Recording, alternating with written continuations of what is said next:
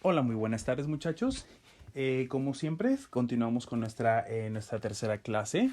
En el caso de esta clase como tal, y como lo habíamos mencionado, vamos a comenzar con el tema ahora sí ya propiamente que corresponde a Historia de México 2. En este caso hablamos ya del surgimiento del México independiente. Ok, para de alguna manera irnos adentrando a todo lo que sigue, es importante de alguna manera ir marcando un poquito como el contexto social, político y económico y pues en general, vaya, cómo se desarrollaba esta época, ¿va? Recuerden que estamos hablando de 1821 entre 1821 y los primeros 10 o 12 años aproximadamente, ¿correcto? Va, entonces continuamos. Ok, dice contexto en el que surge México como país independiente. Recordemos, hasta 1821, antes de que de alguna manera se lograra ganar la guerra de independencia, pues hablábamos precisamente de lo que es la Nueva España. Durante esta época, pues ya hemos visto algunas de las principales cosas, ¿correcto? De cómo se desarrollaba. Ya complementamos quizá a lo mejor de repente por ahí con lo que ustedes ya vieron en inglés, perdón, en Historia de México 1, una disculpa.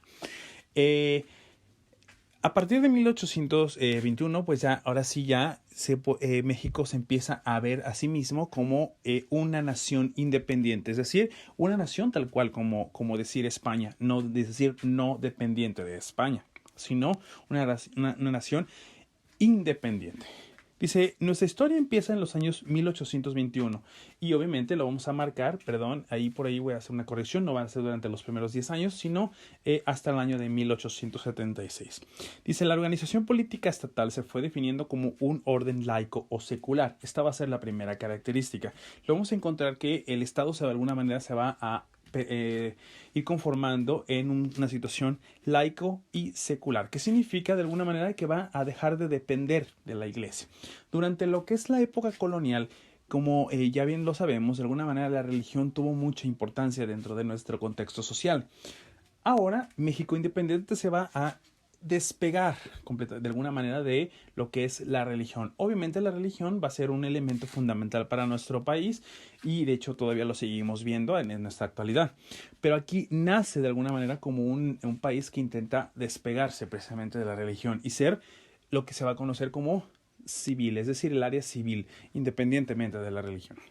Dice, el proceso de la consolidación del Estado laico fue lento, pero inflexible, es decir, fue avanzando lentamente. Dice, donde la iglesia busca encontrar su lugar en el marco de la tolerancia, más que de la aprobación social.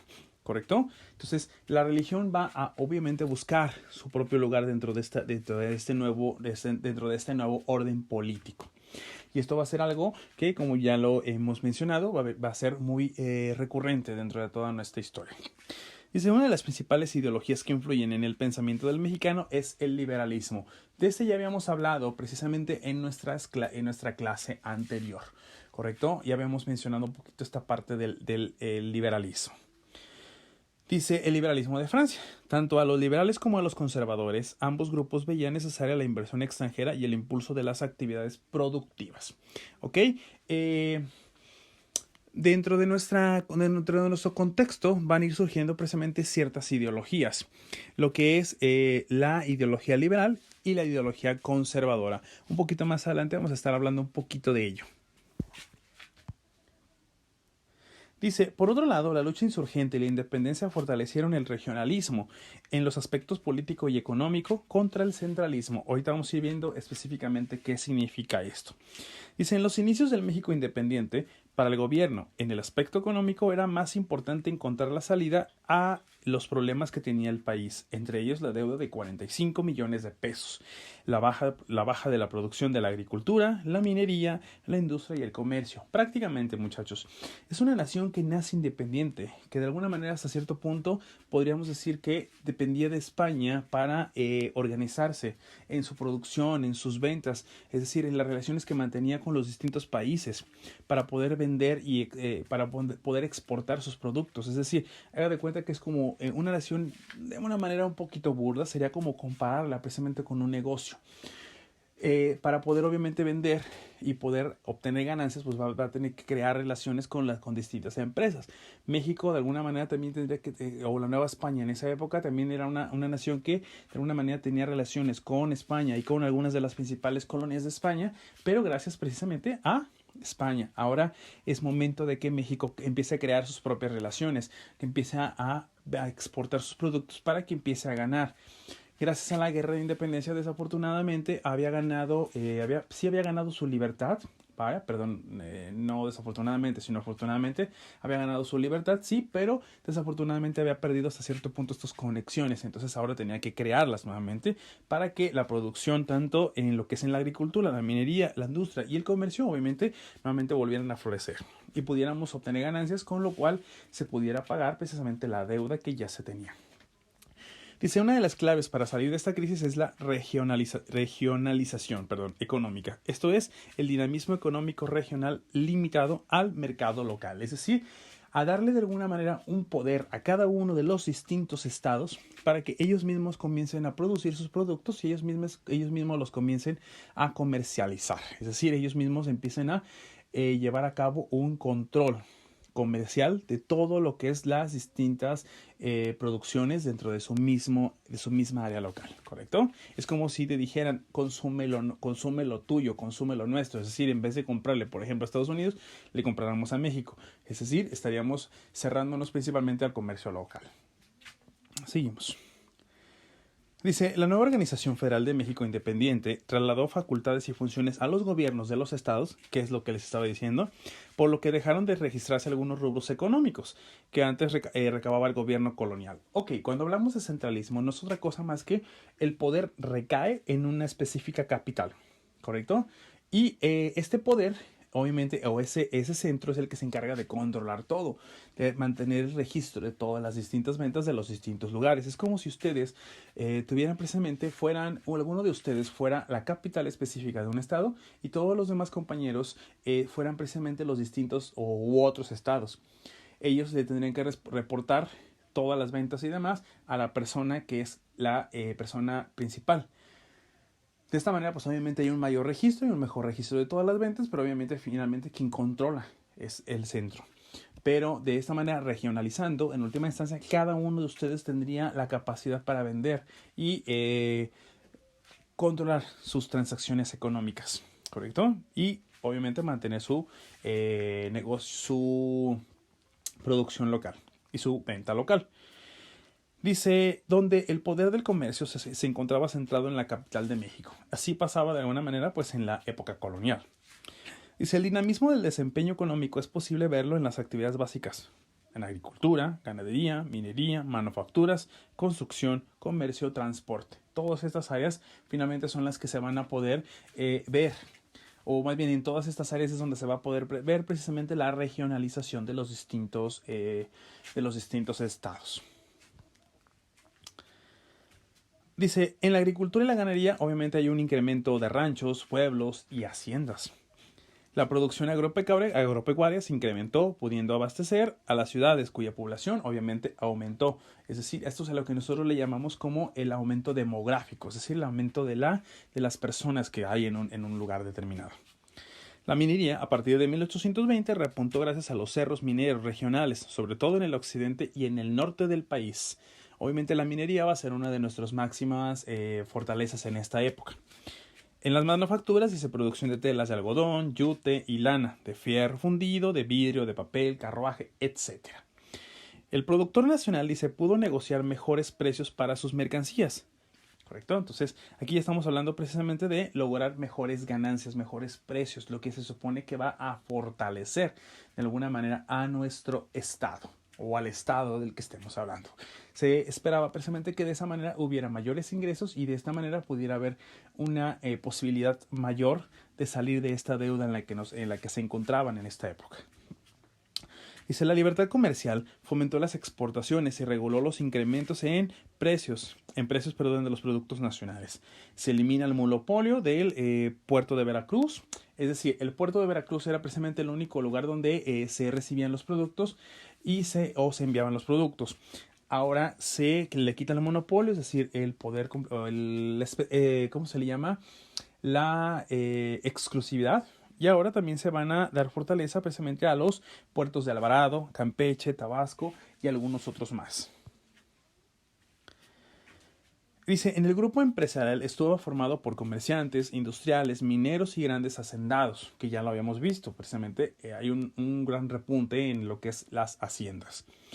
Dice, al comercio se dedicaban principalmente extranjeros. Algunos de ellos eran españoles que sobrevivieron precisamente a las expulsiones o que llegaron después de 1836, es decir, después de que ya se le consideraba a México una nación independiente.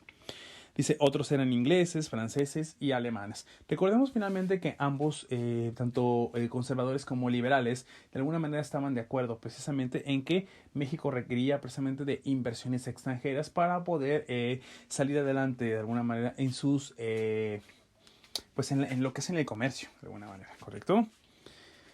Dice, la burocracia, es decir, todo lo que es el área estatal. Dice, por un lado, la constituía la clase media urbana, que vivía del presupuesto gubernamental. Esto pues obviamente no ha cambiado realmente, ya lo conocemos en la actualidad. Dice, por otro lado, el ejército tuvo gran importancia en la sociedad, sobre todo a partir de la Guerra de Independencia y aún después, ¿correcto? Entonces, hasta aquí de alguna manera vamos viendo lo que es nuestro contexto, tanto social, político, económico, bajo el que se va a desarrollar de alguna manera nuestro recién nacido México. Dice, por otro lado, la clase popular estaba constituida por rancheros, peones, trabajadores de minas, obreros, sirvientes, etc. Esta es básicamente la población que ustedes van a encontrar de alguna manera en nuestro recién nacido México independiente. El ambiente era propiamente rural, es decir, había prácticamente, era muy, como muy ranchero, muy a lo que nosotros le conoceríamos ahora como ranchero, que no sé si alguno de ustedes tenga familia todavía de alguna manera en algunos lugares que también se les conocen así como ranchitos o algo, o pueblitos.